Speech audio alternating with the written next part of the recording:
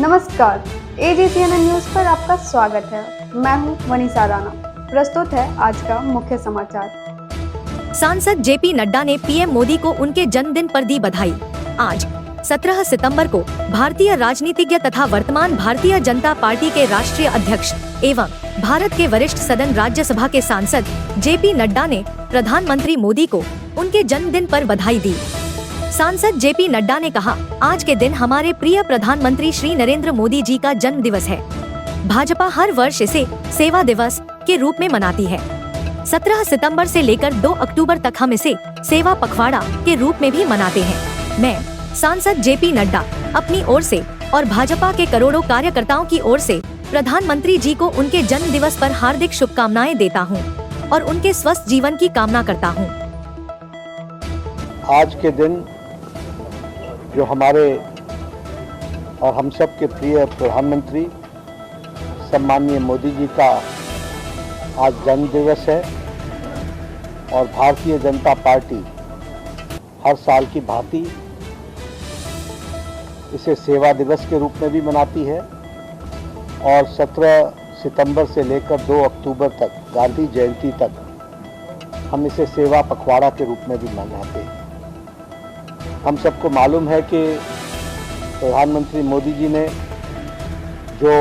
जिस समर्पण के साथ देश में गांव, गरीब, वंचित, पीड़ित, शोषित, दलित, युवा, महिला, किसान की चिंता की है और उनके जीवन में सुधार लाने का जो प्रयास किया है और जिस तरीके से संकल्प को सिद्धि में बदला है, ऐसे महान शख्सियत की हम सब जब जन्म दिवस मनाते हैं तो उसे हम सेवा दिवस के रूप में पूरे देश में करोड़ों कार्यकर्ता इस अवसर को मनाते हैं। मैं अपनी ओर से और भारतीय जनता पार्टी के करोड़ों कार्यकर्ताओं की ओर से आदरणीय प्रधानमंत्री जी को आज के दिन के लिए उनके जन्म दिवस पर हार्दिक शुभकामनाएं देता हूं और दीर्घायु की कामना करता हूं, स्वस्थ जीवन की कामना करता हूं और वो हम सब कामना करते हैं कि वो इसी तरीके से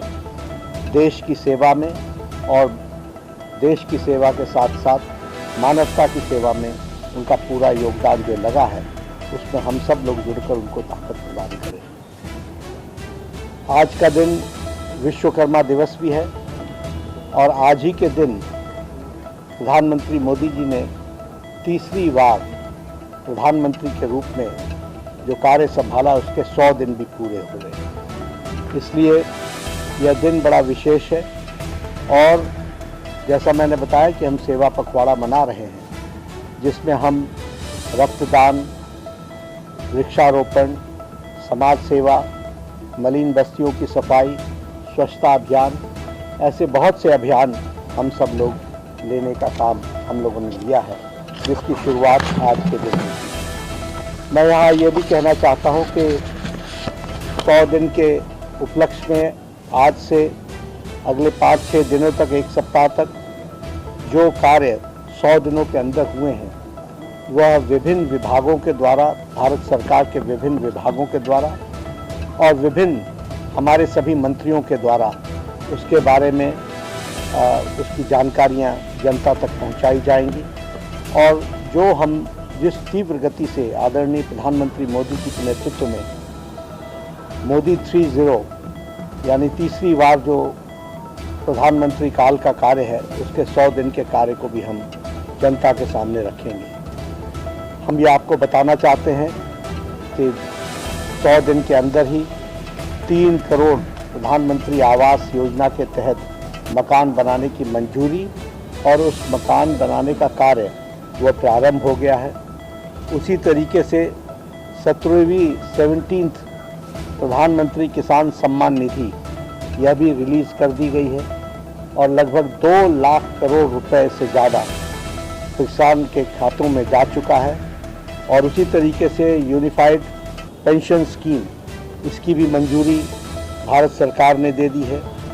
MSP में इजाफा किया है। उसी तरीके से 15 वंदे भारत ट्रेन यह भी इनको भी चला दिया गया है और उसी तरीके से हमारे 8 national high speed road corridor इसको मंजूरी दे दी गई है। 8 नए railway line, broad gauge line, fast moving line, इसको भी मंजूरी दे दी गई है। नई 12 नए स्मार्ट सिटी इसके बनाने की भी मंजूरी दे दी गई है। इंफ्रास्ट्रक्चर में 3 लाख करोड़ रुपए से ज़्यादा खर्च करने की 3 लाख करोड़ रुपए के इंफ्रास्ट्रक्चर की मंजूरी दे दी गई है। और सबसे महत्वपूर्ण समाज के सभी वर्गों से जुड़ी हुई योजना वह है प्रधानमंत्री आयुष्मान जन आरोग्य योजना। इसके तहत अब देश का कोई भी व्यक्ति किसी भी आमदनी का और किसी भी सामाजिक वर्ग का सभी को 5 लाख रुपए का सालाना हेल्थ इंश्योरेंस कवर मिलेगा और उसके स्वास्थ्य की चिंता, गंभीर बीमारियों से उसको निजात दिलाने के लिए इस तरीके का कार्यक्रम किया गया है। प्रधानमंत्री ग्रामीण सड़क योजना के तहत जो चौथा चरण है उसको मंजूरी दे दी गई है, जिसमें 62,500 किलोमीटर की सड़कें ऑल वेदर रोड वो बनेगा। 12 महीने पक्की सड़क और लगभग उसमें 25,000 गाँवों को जोड़ा जाएगा।